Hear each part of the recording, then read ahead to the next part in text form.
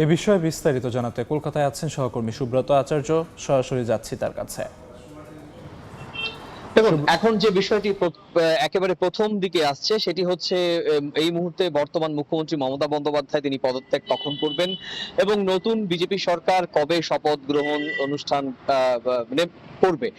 আমরা গতকালকে নির্বাচন কমিশন সূত্রে জানতে পেরেছি যে মুখ্যমন্ত্রী এই মুহূর্তে যিনি মুখ্যমন্ত্রী রয়েছেন মমতা বন্দ্যোপাধ্যায়, তাকে অনুরোধ করা হবে তিনি সম্ভবত আজকে লোকভবনে অর্থাৎ রাজ্যপালের কাছে তিনি তার মুখ্যমন্ত্রী হিসেবে পদত্যাগ করবেন এবং রাজ্যপাল হয়তো তাকে কেয়ারটেকার তত্ত্বাবধায়ক মুখ্যমন্ত্রী হিসেবে আগামী কদিন অর্থাৎ নতুন বিজেপি সরকার শপথ নেওয়ার আগ পর্যন্ত তাকে কেয়ারটেকার মুখ্যমন্ত্রীর পদের দায়িত্ব পালন করার অনুরোধ করবেন। এবং একই রকম ভাবে আপনি জানেন যে গতকালকে প্রধানমন্ত্রী নরেন্দ্র মোদীও ইঙ্গিত দিয়েছেন যে রবীন্দ্রনাথ ঠাকুরের জন্মদিনেই নতুন সরকার গঠিত হচ্ছে, অর্থাৎ 25শে বৈশাখ, যেটি মে মাসের 9 তারিখ রবীন্দ্রনাথ ঠাকুরের 165তম জন্মবার্ষিকীর দিনেই কিন্তু পশ্চিমবঙ্গের নতুন বিজেপি সরকার শপথ গ্রহণ অনুষ্ঠান করতে চলেছে, এমনটাই কিন্তু আভাস আমরা পাচ্ছি। এখনো পর্যন্ত রাজনৈতিক সূত্রে এবং প্রশাসনিক সূত্রে যেটি নিশ্চিত করা যাচ্ছে যে নতুন সরকার কিন্তু নবান্নে অর্থাৎ হাওড়ায় নবান্নে, যেখানে মুখ্যমন্ত্রী মমতা বন্দ্যোপাধ্যায় গত 15 বছর যিনি যে সচিবালয় করেছিলেন, যে অফিসে তিনি কাজ করেছেন, সেখানে সেইটিকে কিন্তু বিজেপি তাদের যে সচিবালয় সেটি করছে না। বিজেপি সম্ভবত এখনো পর্যন্ত রাজনৈতিক সূত্রের খবর সিপিএম এর সময় যে সেক্রেটারি ছিল সেখানেই কিন্তু বিজেপির পক্ষ থেকে বলা হচ্ছে যে সেখানেই মহাকরণ, সেই মহাকরণেই বিজেপি তাদের যে সরকারের যে কর্মসূচি সেই মহাকরণ থেকে পরিচালনা করবে। এখনো পর্যন্ত এইটুকুনই তথ্য জানা গেছে। রাজ্য সরকার, নতুন সরকারের রূপরেখা, কে হবেন মুখ্যমন্ত্রী, কে উপমুখ্যমন্ত্রী, স্বরাষ্ট্রমন্ত্রী, সেগুলো নিয়ে গতকাল রাত থেকেই যারা পশ্চিমবঙ্গের রাজ্যের শীর্ষ বিজেপি কর্মকর্তা, বিশেষ করে দিল্লি থেকে এই পুরো পরিকল্পনা হবে মন্ত্রিসভা, সে বিষয়টি দিল্লি থেকে নির্ধারণ করা হচ্ছে। সেটা নিয়ে কিন্তু আজকে 2 দফায় বৈঠক হবে, এমনটাই কিন্তু আমরা জানতে পেরেছি। মুখ্যমন্ত্রীর নাম নিয়ে যে আলোচনা আসছে, শুভেন্দু অধিকারী না শ্রমিক ভট্টাচার্য না নতুন কোনো মুখ আসবে, দিলীপ ঘোষের নামও শোনা যাচ্ছে। আসলে গত কয়েকদিন ধরেই নির্বাচনের আগেই ভোট, দ্বিতীয় দফায় শেষ দফা ভোটের পরেই এই বিষয়গুলো ঘুরে ফিরে আলোচনায় আসছে, কিন্তু নির্বাচনে প্রচার যারা লক্ষ্য করেছেন আমাদের দর্শকরা বা আমাদের পশ্চিমবঙ্গের যারা ভোটার, তার প্রধানমন্ত্রী এবং দেশের স্বরাষ্ট্রমন্ত্রী অমিত শাহ কিন্তু বলেছেন যে পশ্চিমবঙ্গে যিনি মুখ্যমন্ত্রী হবেন তিনি এই বাংলারই ভূমিপুত্র হবেন এবং তিনি বাংলায় কথা বলবেন এবং তিনি আপনাদেরই লোক হবেন। বিজেপির বিরুদ্ধে যেটি তৃণমূল কংগ্রেস সবসময় ন্যারেটিভ সেট করার চেষ্টা করত যে বহিরাগতদের এনে মুখ্যমন্ত্রী করা হবে এবং বাঙালি সংস্কৃতিকে মানতে দেওয়া হবে না, সেই আভাস কিন্তু নির্বাচনের প্রচারেই আমরা দেখেছি।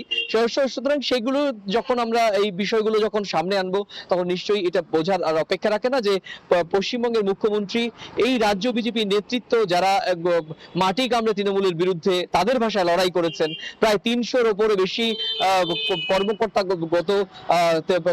সমর্থক এবং কর্মী তারা নিহত হয়েছেন, অসংখ্য রাজনৈতিক মামলা রয়েছে এই সমস্ত কর্মীর বিরুদ্ধে।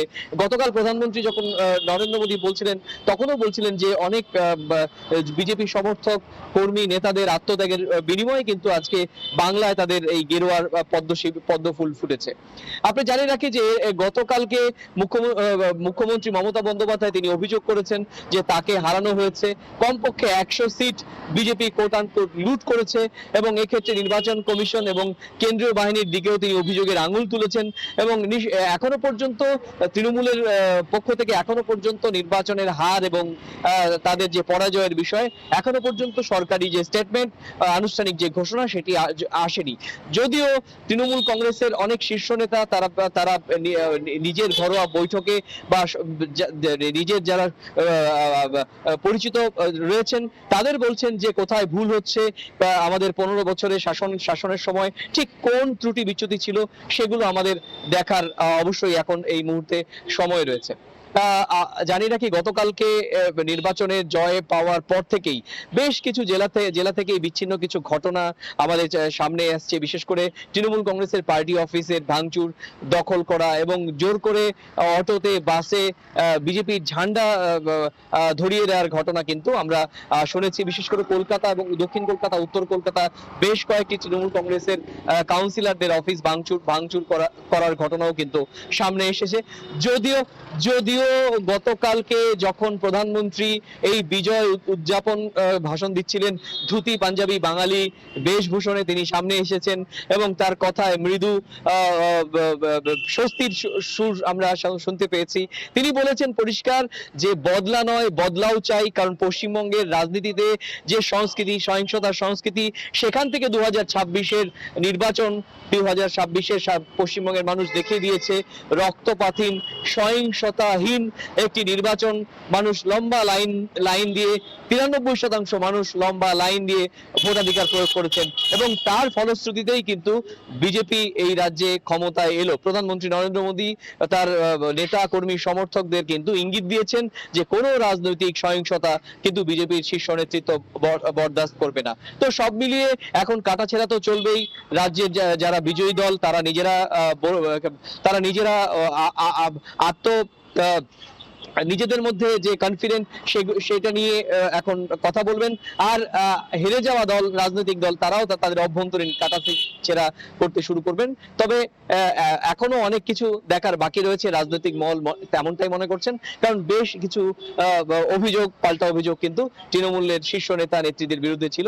বিজেপি আসার পর সেই সমস্ত বিষয় কি হয় সেই দিকেই কিন্তু তাকিয়ে রয়েছেন রাজ্যের সাধারণ মানুষ। তো এই ছিল আমার কাছে ভারতের পশ্চিমবঙ্গ বিধানসভা নির্বাচনের ফলাফল উত্তর, সমস্ত রাজনৈতিক হিসেব নিকেশে আমার কাছে থাকা সবশেষ তথ্য। কলকাতা থেকে সবশেষ খবর জানাচ্ছিলেন সহকর্মী সুব্রত আচার্য।